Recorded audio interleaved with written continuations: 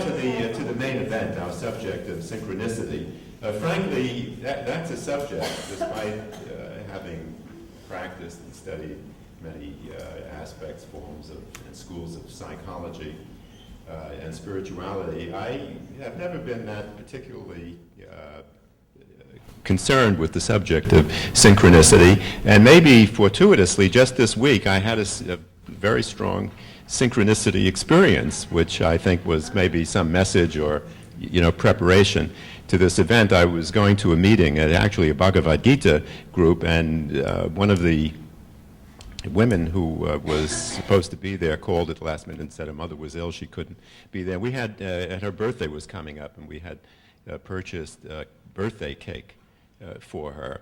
And afterwards we decided, we were at Richard Schiffman.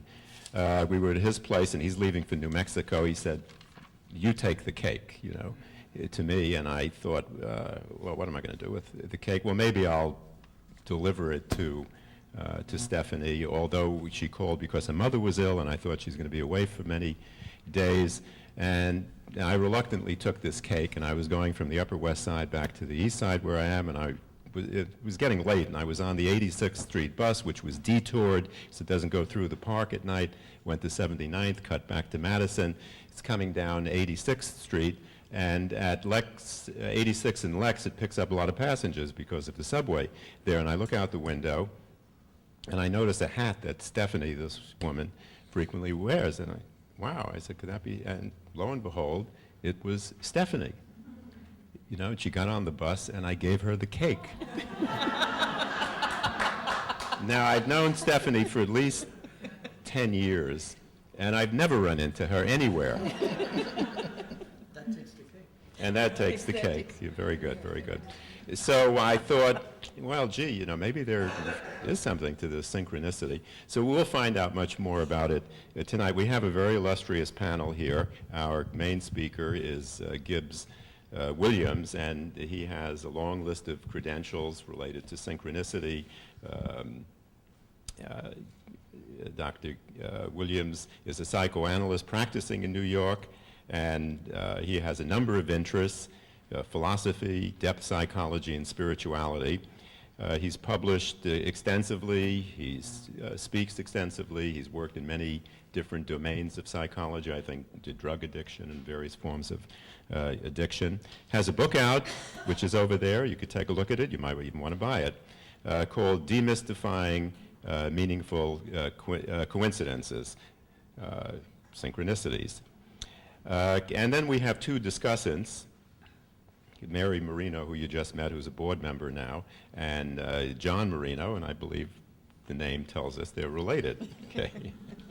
And Mary is a psychologist that's practicing in New York since 1982 and draws from a number of traditions, Buddhist teachings, shamanistic traditions, and indigenous cultures in her work with clients. Mary also teaches meditation, the development of intuition, and dream analysis. And again, she's a recent member of our board. John Marino is a Jungian analyst practicing in New York. He's on the faculty of the C.G. Jung Institute and on the board of the C.G. Jung Foundation and the National Association for the Advancement of Psychoanalysis. Anything else, John, you wanted to mention? That's quite enough. Okay. So at this point, I'm going to turn it over to Gibbs Williams. We'll have our discussants afterwards, and then we'll leave sufficient room for Q&A. I'll come back for that. So you're on. Thank you.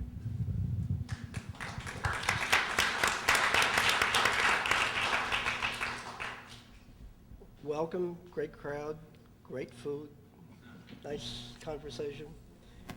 I very much appreciate, we all appreciate the opportunity to have this particular panel tonight.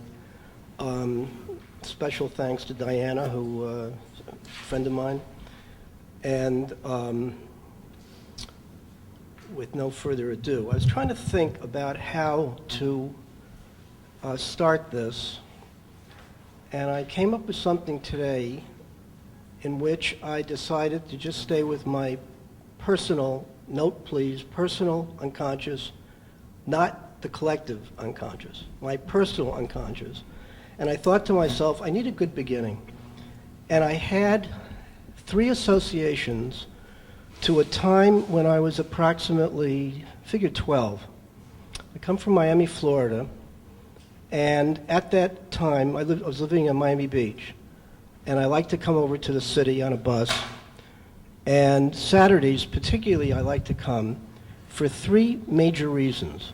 One was to go to the stage show at the Olympia Theater, where they actually had a movie and a real live stage show that was great. And that always felt magical and thrilling and very exciting. The second thing, after the stage show, I would go upstairs across the street to a building on the 8th floor where my grandpa Dreisen was a watchmaker. And I don't think Grandpa Dreisen spoke, that I remember, 14 words during the time I knew him, which was extensive. But I loved seeing him, particularly as he took apart old watches that needed repair, you know, real watches when they were watches.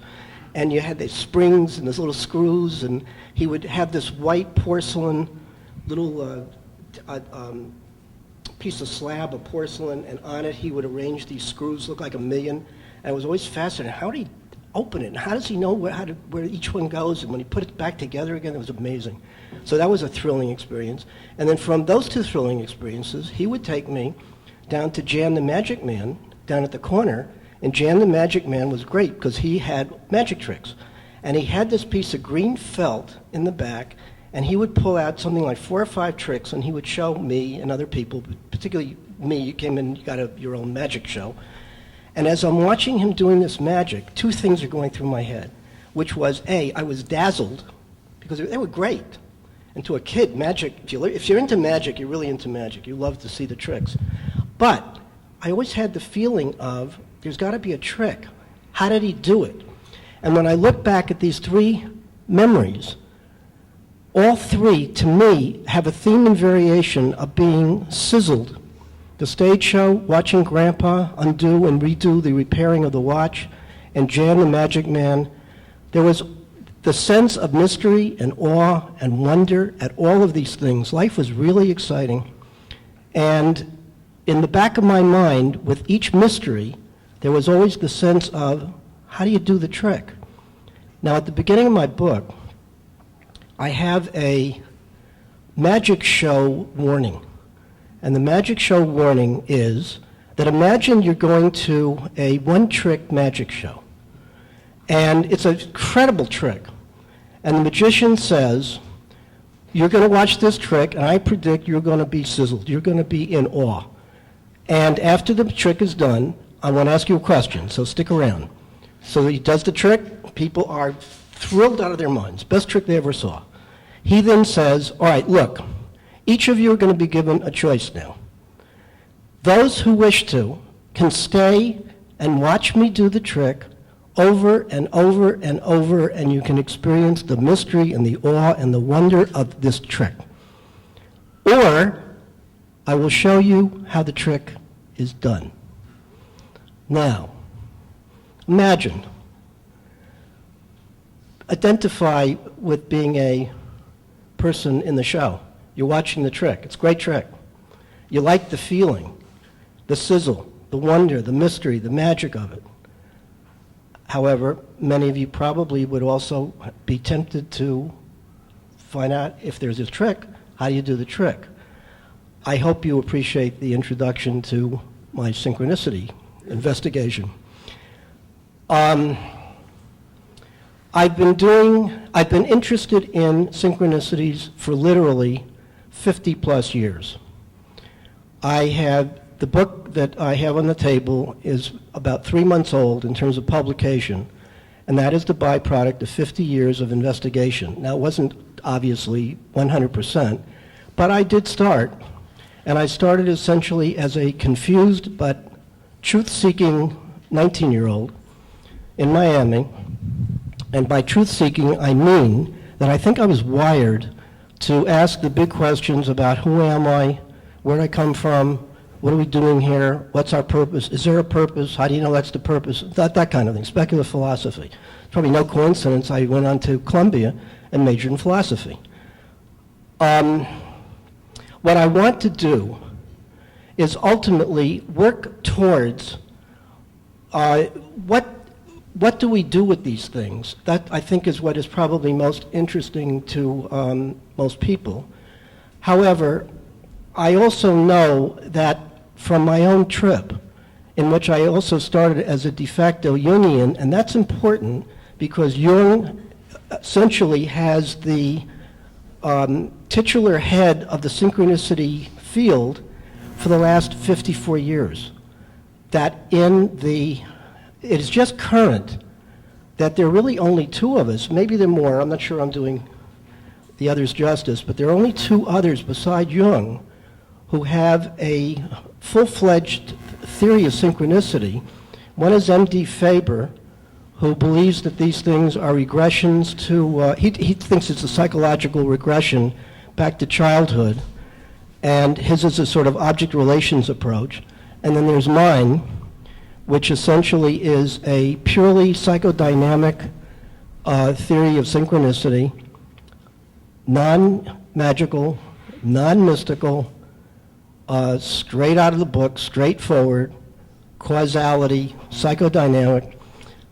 And I am aware that this really is radical.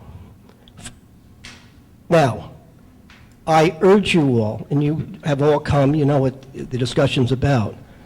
I urge you to have an open mind, and I want to go on record as saying that my work is a work in progress. I don't pretend to have the last word on this subject. Nobody does. And I think one of the magical and mysterious aspects of synchronicities is that it lends itself to a variety of perspectives, and I will offer one, and then, of course, the proof of the pudding, if anybody wants to try any of this stuff, is try mine out, try the Marino's out, read about the subject, and do what you're going to do. Ultimately, everybody, like any, how many people are psychologists? How many actually have patients? You all know that there are purportedly 465 theories of psychology that people pay for to get help. Obviously, you can't do all 465, so you have to make a selection. So the question is, how do you go about selecting which one you're going to use? This is the primary reason why a discussion of theory and how I arrived at my naturalistic theory is important, because each theory is going to make certain assumptions about the nature of reality, about how we gain access to knowledge of reality, what that knowledge consists, the process, the the knowledge bases that we use to process the raw data of experience, the different concepts that are derived from those particular knowledge bases, and so forth. I do not pretend to be able to do justice to 50 years of research, so that I got to obviously just highlight and brush stroke over the highlights of the theory part so we can get to the application, and we will discuss that in more detail in the last hour. However, to give you highlights of the theory, as I said, I started at 19, a truth seeker, but a confused one, which I think many 19-year-olds probably are, so that's hardly unique. I was so confused at Columbia that I had a functional breakdown and tried out psychotherapy. I went dutifully for 4 years to a Sullivanian analyst, and after the 4 years, twice a week, I failed. He came in one day and said, I think we've gone about as far as we can go. I think you need to see a woman analyst. I didn't know where he was coming from, had no warning, and I left as dizzy as I was when I first came. So from my vantage point, I failed psychotherapy. I didn't fail, however, in my quest to organize my chaos and to try and find something, a pathway that would make me feel whole and complete. That led to we lost.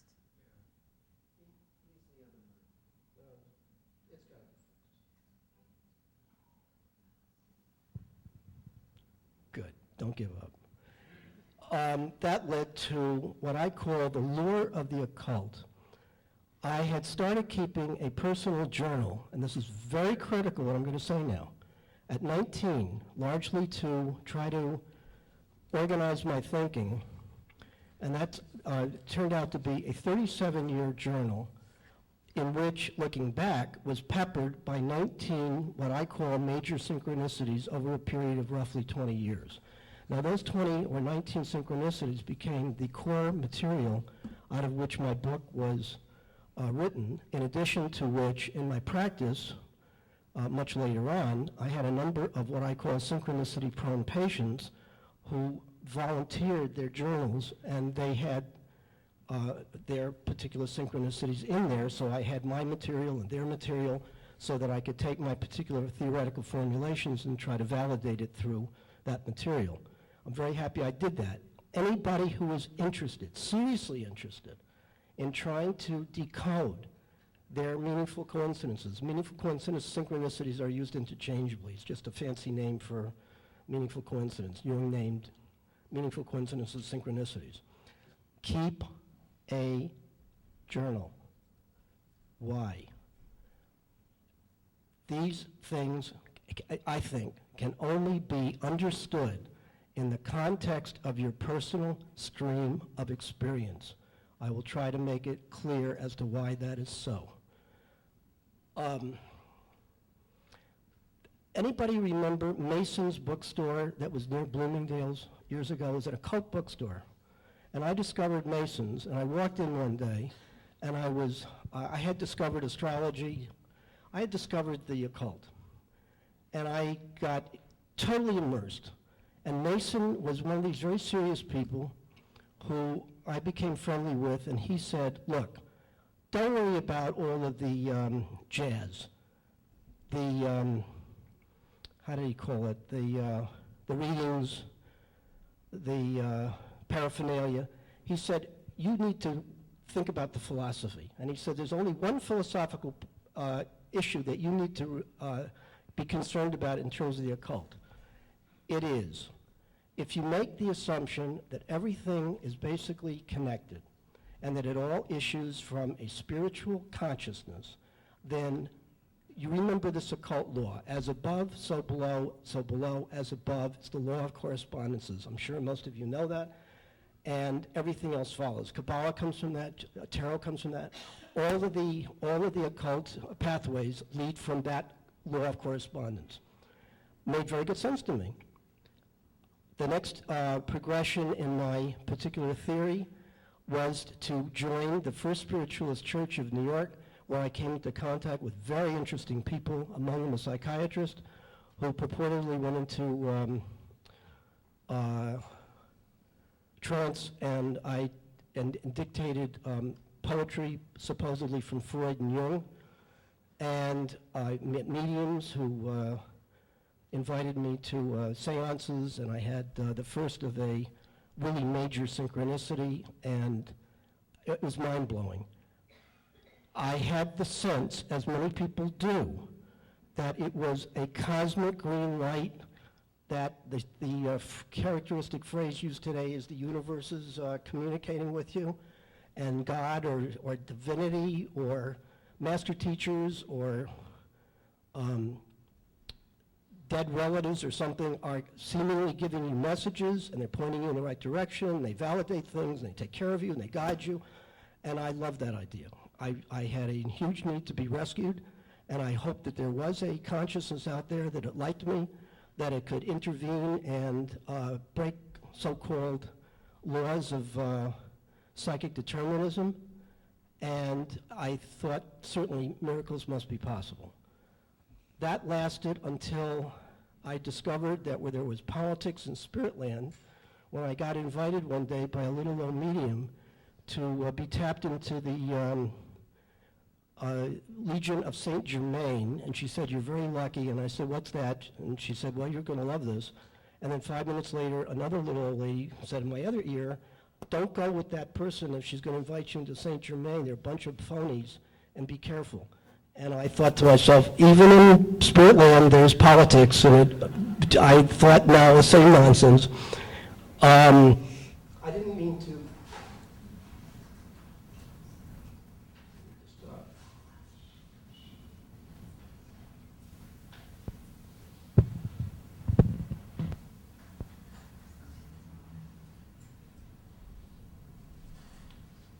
It was a secret. Okay. I got eventually turned off, and I think what turned me off was I got suspicious of too much feelings, too much intuition, too much sensing. I got myself into another therapy experience and then into my psychoanalysis, and I think what really happened was I started to plug in critical thinking. I find in this field one of the things that is vastly lacking is critical thinking. And it's not exclusively that one should use critical thinking, because I believe in intuition and sensing and feeling, but you don't want to throw away your mind. Now, all this time led me into an interest in synchronicities, and I started to get immersed in the subject matter. And I read everything. As an introduction, if you're interested in a serious investigation of this, I suggest you pick up Arthur Kessler's little gold-lined book called The Roots of Coincidence. It's a good start. As I saw what the literature was and what my own journal was saying, I realized I was a de facto Jungian. I was completely carried away with the idea that these things are, from his vantage point, if I understand them correctly, activations of archetypes, and that when the system, when the individual reaches stuck points, psychological gridlock, there is a tension between the unconscious and the conscious, and that under certain conditions, when things are right, there is an activation of an archetype, and when that activated archetype occurs, that is accompanied by a synchronistic experience. And the importance of that is that the person is filled with a sense of wonder and awe that Jung calls luminosity.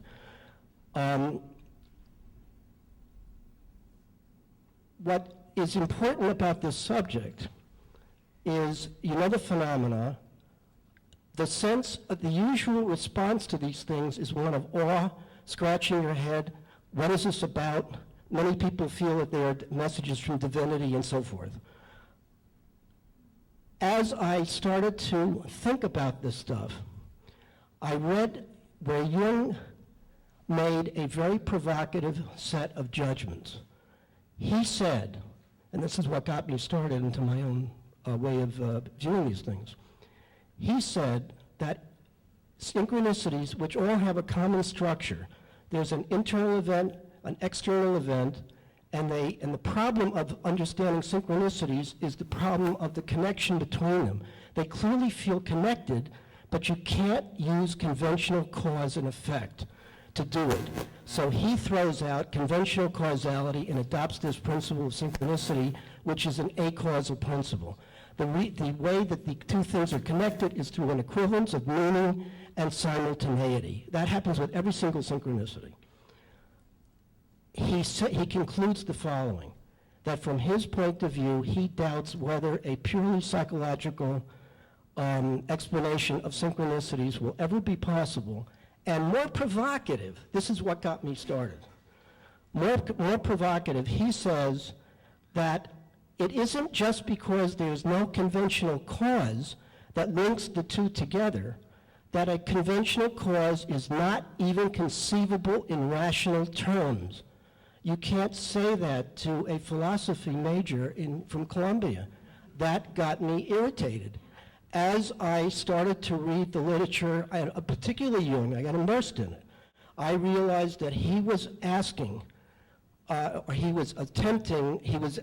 seemingly asking and answering key questions, but I realized that as I started to think critically, that his so-called absolute answers were really raising more disturbing unanswered questions. Among them, the meaning of meaning, the relationship between meaning and causality, the whole issue of the consciousness which he uses, which is an appeal to the collective unconscious, just to give you a sense of where I am with this stuff. And again, I'm sorry, I have to just brushstroke over it, but from my vantage point, that which is almost taken as gospel today, I have very serious doubts whether there is a collective unconscious. I think it's a very neat fantasy that is truly unproven. So what else can you use to explain it? Try the collective consciousness, the repository of all of the ideas that are working in the world. That are particularly, that's divine intervention, and it's very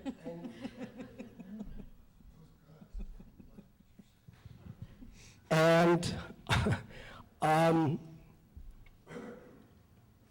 anyway, I have a list of other questions, each of which I started to pursue, probably took a year to answer each one of them. Ultimately, I arrived at my own theory. All right.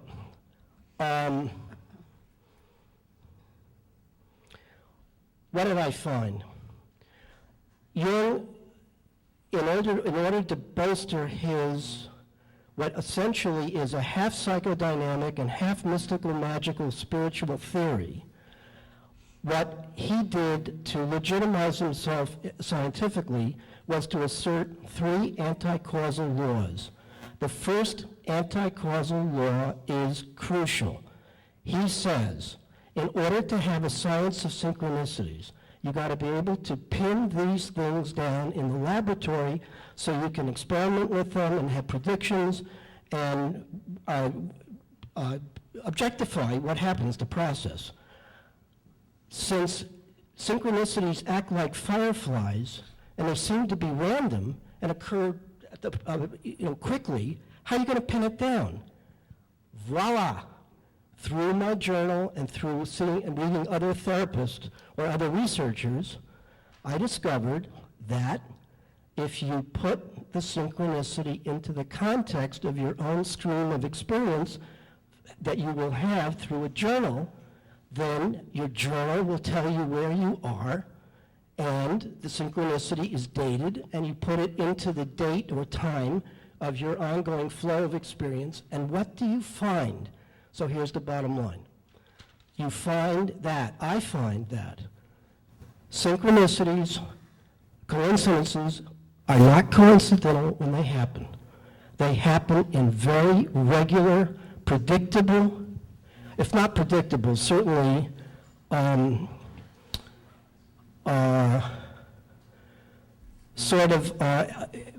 relatively expectable time that occurs in the following way.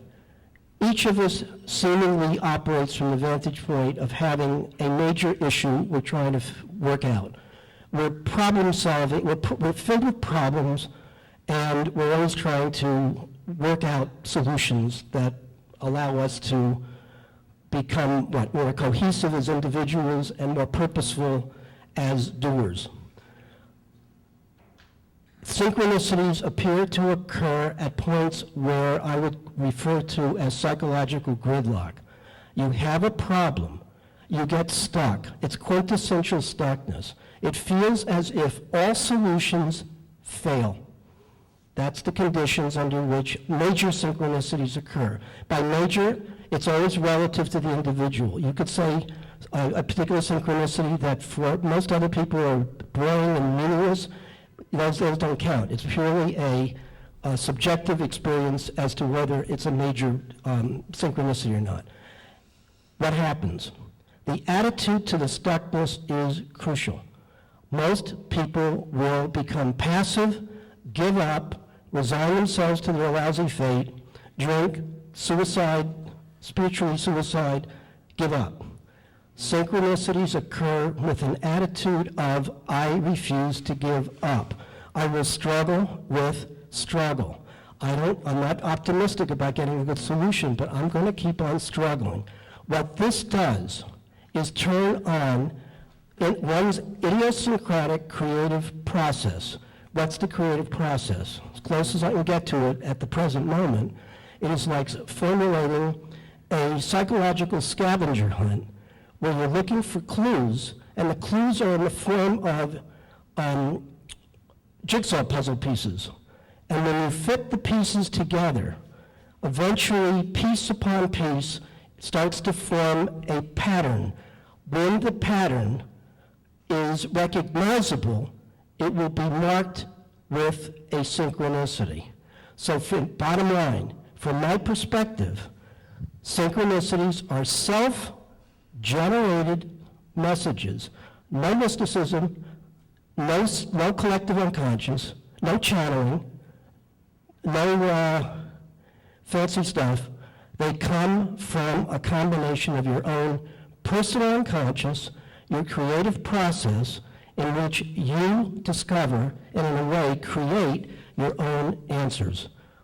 I think, where's the time? Yeah, about 5 minutes or so. Good. Sure. I further think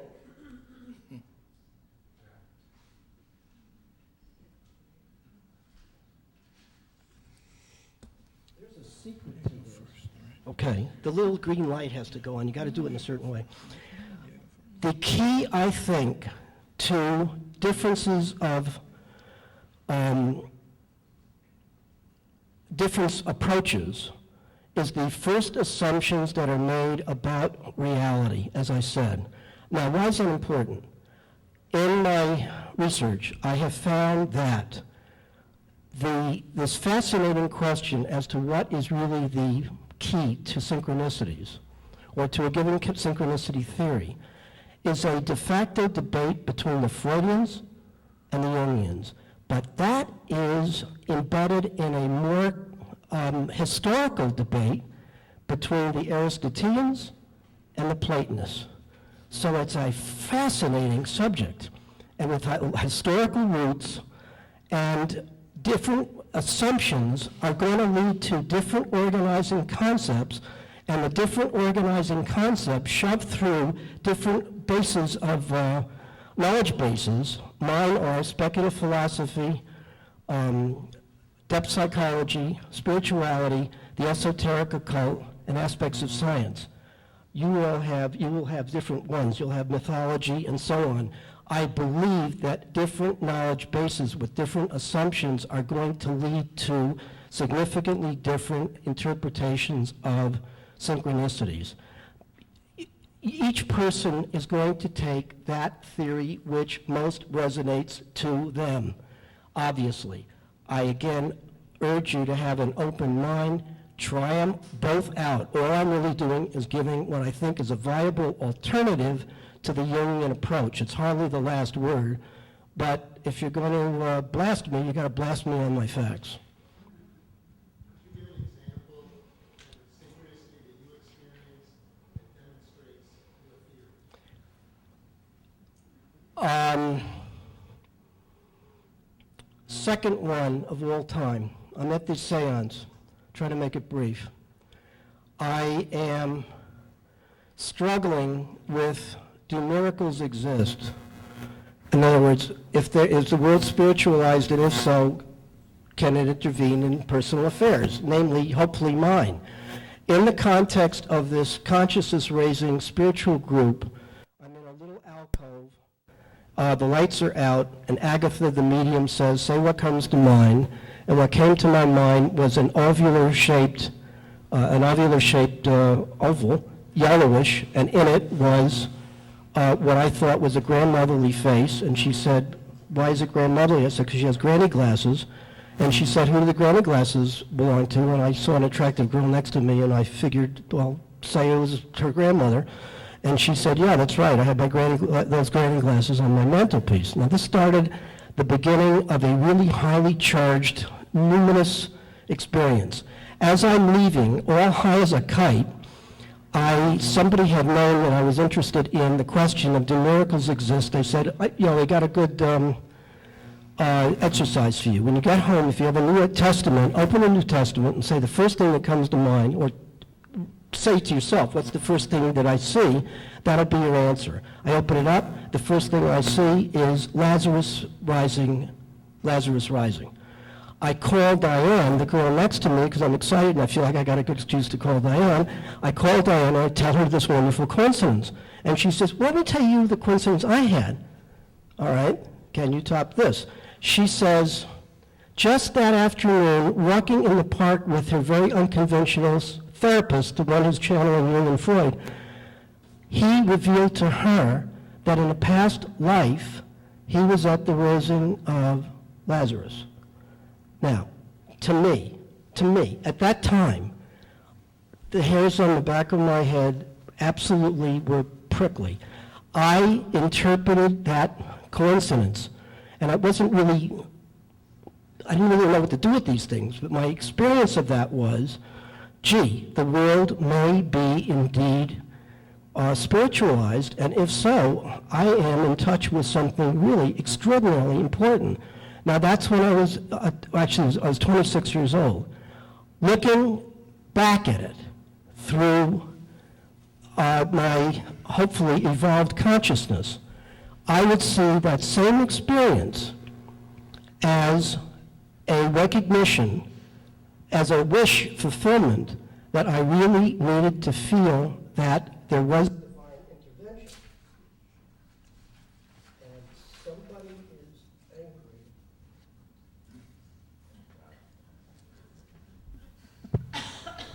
All right. Follow, and I see it in an entirely different way. Now, more importantly, given the run of 19 of these things, and this becomes important therapeutically, I think, my theory of consciousness is that there is not one consciousness, there's an evolved set of consciousness. The first is symbiotic, or kaleidoscopic, then symbiotic, then transitional, and so forth up the line. At that point, I was unfocused. I was split apart. I really needed something, some structure to give me a sense of wholeness.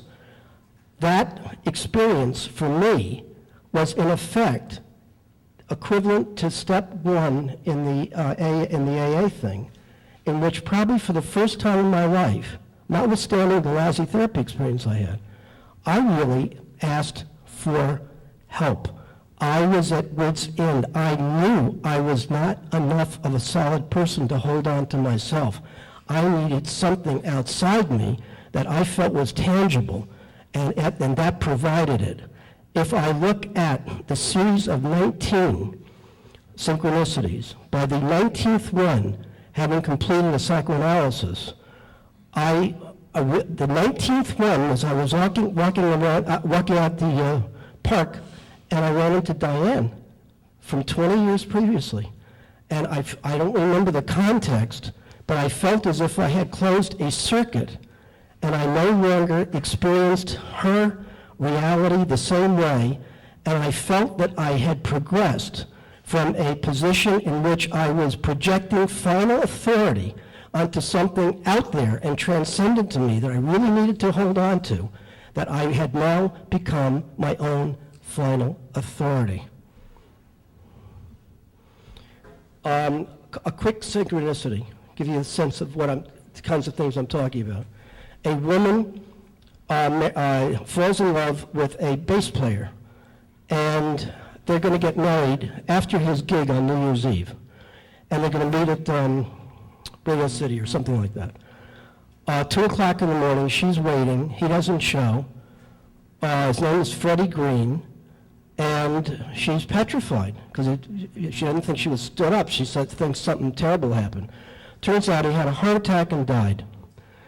4 years later, she, having been an asthmatic, moved to California, had an asthma attack, and was in death's door in a UCLA hospital. She had a conscious feeling how great it would be if Freddie Green, her lover, was there. And she was having a fit of an asthmatic attack. She was really near death. As she says that to herself, over the squawk box comes, "Freddie, will you please go into the green room?" That she was so moved by that experience that she started to breathe very deeply, and that shock, that good shock, probably was responsible for saving her life. Now, I appreciate, it is very tempting, isn't it? It's very tempting to feel that this woman had a really kind angel and that this is divinity coming home and doing something real good. Maybe it is. I can't sit here and tell you no. I don't know. I don't know any more than anybody else does. I do know, which I don't have, if her experience had been journalized and we knew ahead of time what was in this woman's mind, and she has that experience, I bet you, and we can't do it because we can't get this material, that it would have been no coincidence that she asked for Freddie Green at that particular time, and I'm guessing, that maybe she had gotten over mourning him and possibly being angry at him and was able at that particular moment in time to really forgive him for dying, not being there, and she asked, and then this extraordinary coincidence occurs, and these things are occurring all the time. It was a obviously exceedingly meaningful experience to her. So what I'm getting at is that there is no accounting for why the external event happens when it happens. They'll never be able to do that. Coincidences happen all the time. There are billions and billions and billions of connections that happen all the time. Why shouldn't some of them be extraordinary? But even if they aren't, it is the individual meaning that you bring to the event that is most crucial. That's essentially, it's just, if I may. Synchronistically, I came upon this painting by Clay. To me, a lot of what is at issue in terms of one's feelings about synchronicity is your attitude to mystery. From my vantage point, this colorfulness is like the consciousness of an alert one-year-old who would probably be dazzled by just being alive. The mystery are the black holes, and there are different attitudes to the black hole. Some people would be put off. Other people would want to dive in, like the lure of the occult. From my vantage point, mystery stops when you scratch your head and you just throw up your hands and say, well, these things are obviously fantastic and they're messages from God, divinity. Fine, you want to do that? Great. Nevertheless, it implies that there's a source, that if there's consciousness, then there's a conscious sender. Who's doing the sending? What is it for? What's the value of it? How do you interpret it? I'm interested in mystery from the vantage point of a starting point, not an ending point. Spoken enough.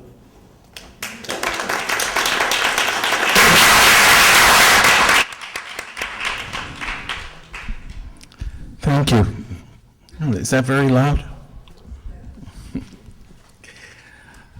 Well, that was very interesting. I think one point that Gibbs made that I would have to really agree with is the idea that there are many different views and many different ways of looking at psychology.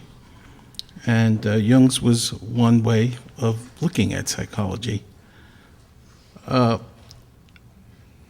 idea, though, that it was a radical idea, the idea of no longer believing in cause and effect needs to be a little bit clarified.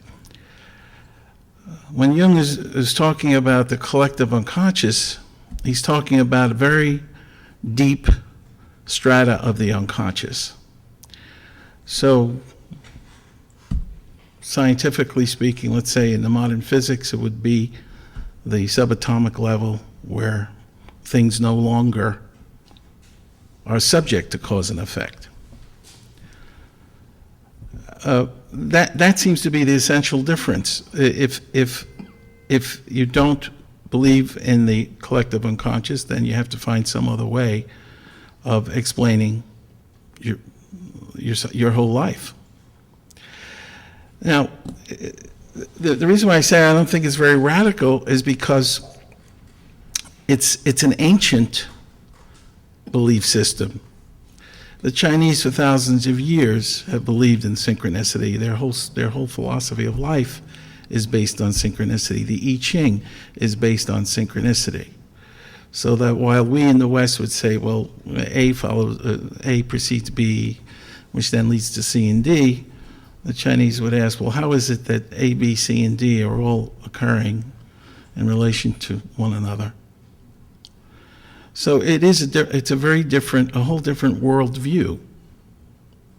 And I think that's an important difference. If your worldview is that there is something other in your life, either through your own experience or perhaps you've come to it through your reading and thinking, but the idea of the other is an essential thing even in Freudian psychology, that we encounter the unconscious.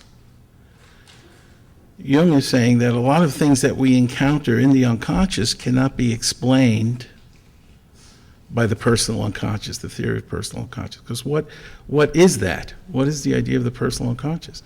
Is that it only relates personally to us and our history. So it's a reductive view. It goes back to what happened in our first months and what it was like to be with mommy and daddy. Jung's view was that it was more of a teleological view. He says that even our wounding has some meaning that will bring us to a place that we are meant to go.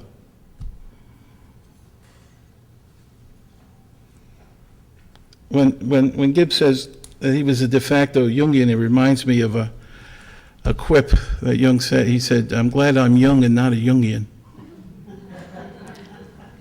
And I'm beginning to really understand what he was talking about. Because this idea that it's about going up into the ether with angels and spirits and all of this stuff is contrary to certainly any of my experience of what Jungian psychology is about. Jungian psychology is about going down. I have a colleague, a Jungian analyst here in New York, who's been working for years on a book. He says the whole thing is going to be going down into the earth. Everything about symbolism, about going into feelings, into the instincts, into the unconscious, and taking responsibility, whether it be the transpersonal unconscious or my own. And the idea, and this is I think is very important, is this idea that somehow the idea of believing in something like the collective unconscious is a comforting idea. It just doesn't seem to me to it doesn't bear up to reality.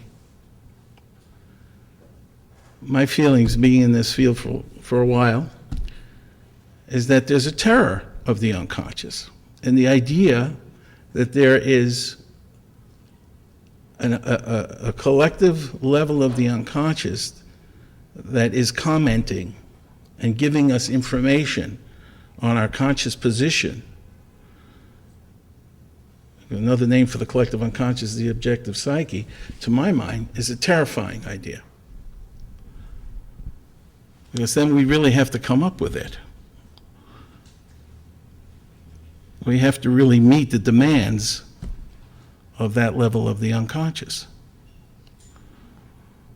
And we see it, I think, both on the personal level and in society. Jung's, the basic idea in Jungian psychology, when you start analysis, is to deal with the shadow. If you don't deal with the shadow, then you can't access other aspects of your psychology. And we've been we're dealing with the shadow, with all the racism, let's say, that's coming up around having a president of color. It's you could say on a collective level, it's our national shadow, because we were a country that started the idea of freedom, but our shadow was slavery. And we're still dealing with that on many levels.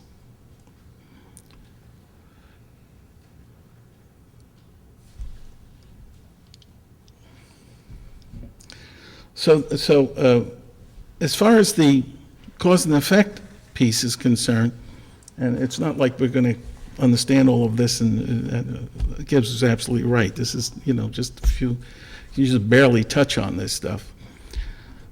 But in terms of the personal unconscious, that cause and effect may work. I mean, the idea of the personal of cause and effect is that we can always predict what's going to happen. We do an experiment, and then every time we repeat that experiment, the same thing happens every time.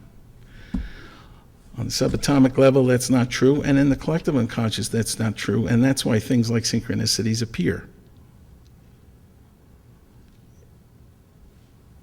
It's not symmetrical. There's an asymmetry to it. Suddenly, there's something bigger than us at work in our life, making demands on us, showing us things that we didn't know before. This is also really apparent, in terms of my experience, in the dream work. There's just so much stuff that comes up in dreams that just can't be traced to anything in the personal unconscious.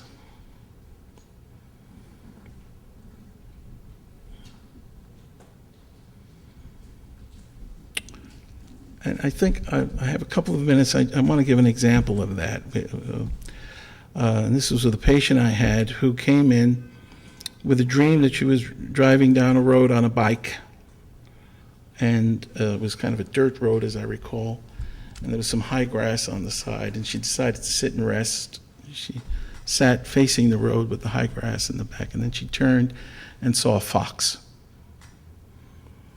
And that's the whole dream. So my first association is trying to think, well, let's see, what do we think of when we think of fox? We think of guile, and we think, well, there's foxy lady, that idea. And as it happens, both of those were important to her psychology, perhaps a personal psychology, which had to do with her feelings about her appearance and her sort of inability sometimes to be able to deal with people, have a little bit of that know-how, which would be the foxiness of having some guile. As it happened, this was when I was still in training, actually, and I was taking a summer course with Yoram Kaufman, who was quite a brilliant scholar, and Yoram was very much interested in really bowing to the image and staying with the image. So we had an image of a fox, and I had this class, it was that summer, and I came in and I said, Yoram, what about the image of a fox? And he said, well, the only thing I can tell you about that is that foxes mate for life. Now, I didn't know that. I don't know how many of you know it. My patient didn't know it. How did that even apply to her? Well, psychologically, she was really married, so to speak, inwardly, to an idealization of the male, which, from a Jungian point of view, is the archetypal male because it hasn't been humanized yet. The archetypal realm is not a human realm, right? Hasn't been humanized, hasn't raised up into consciousness yet. And so there was a way where being married to this, she was unable, and this was the main thing in her life, was problems with relationships. Because she couldn't free herself from that. And there's a painting, and I'm sorry I don't remember who painted it, of this would be sort of a Renaissance maiden in a field. And lying next to her is a corpse that obviously at one time was her lover, a knight of some kind. Just dried bones in a uniform. I mean, she's sitting there. And this is a perfect image in painting of the psychology of that woman, which is she couldn't mourn the death of the idealized male, and so was still there, even though the reality of it was bare bones. So this is an example, I think, a pretty good example of how an image comes up where there is no personal knowledge of it. And I mean, this is just one. This happens all the time. And it takes a lot of hard work sometimes to really get to what that image is trying to enlighten us with. Okay, this is just touching on a few subjects, so in the interest of brevity, I'll stop now. Do you want to take some time to respond?